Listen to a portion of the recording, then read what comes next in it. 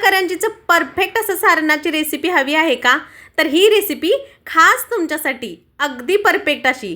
त्यासाठी अर्धा किलो 0 नंबरचा बारीक रवा घ्यायचा. एक मोठी वाटी इतका हा रवा आहे. तर 2 वाट्या इतकं सुकं खोबरं किसून मोजून घ्यायचं. ड्रायफ्रूट्समध्ये तुमच्या आवडीचे ड्रायफ्रूट्स घ्यायचे. माझ्या आवडीचे मी काजू, बदाम, मनुके, बडीशेपीची पावडर आवर्जून घाला, खूप चव देते, टेस्ट येते. विलायची पावडर घालायची आणि 2 वाट्या इतकी पिठी साखर घेतलेली आहे मी. आता खोबरं चांगलं लालसर होईपर्यंत छान असं भाजून घ्यायचं. मस्त असं खरपूस भाजून घ्यायचं. खोबरं भाजल्यामुळे बऱ्याच दिवस जरी सारण राहिलं तर अजिबात खराब होणार नाही. परत कढईत चांगलं तेल गरम करून घ्यायचं, 2 पळ्या किटलीतलं, आणि रवा भाजून घ्यायचा. लालसर रंगावरती छान असा रवा भाजून घ्यायचा. रवा भाजला की अगदी खुसखुशीत आणि खमंग असं आपलं सारण रेडी होतं.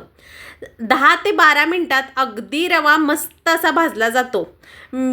मीडियम गॅसवरती रवा चांगला भाजून घ्यायचा लालसर होईपर्यंत. आता मगाच्यापेक्षा आपल्या रव्याचा कलर बऱ्यापैकी बदललेला आहे. या पद्धतीचा लालसर रवा भाजून घ्यायचा. आता ड्रायफ्रूट्स थोडंसं तेल घालून मस्त असे भाजून घ्यायचे. तेलातच सारण करायचं. तुपात केलं तर ते बऱ्याच दिवस टिकत नाही. ड्रायफ्रूट्स घालून घ्यायचे. खोबरं, रवा भाजलेला आहे. आता हे सगळं मिश्रण थंड करून घ्यायचं. थंड झाल्यानंतरच साखर घालायची, नाहीतर सारण कडक होईल बरं का. आणि साखर घातल्यानंतर सगळं मिश्रण अगदी हाताच्या साह्याने मस्त असं मिक्स करून घ्यायचं.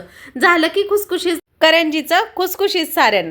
तर याची लॉंग व्हिडिओ आपल्या चॅनलवरती उपलब्ध आहे. त्याची लिंक या व्हिडिओ खाली दिली आहे. तिथून तुम्ही सविस्तर रेसिपी पाहू शकता. रेसिपी आवडली तर लाईक, शेअर, सबस्क्राईब.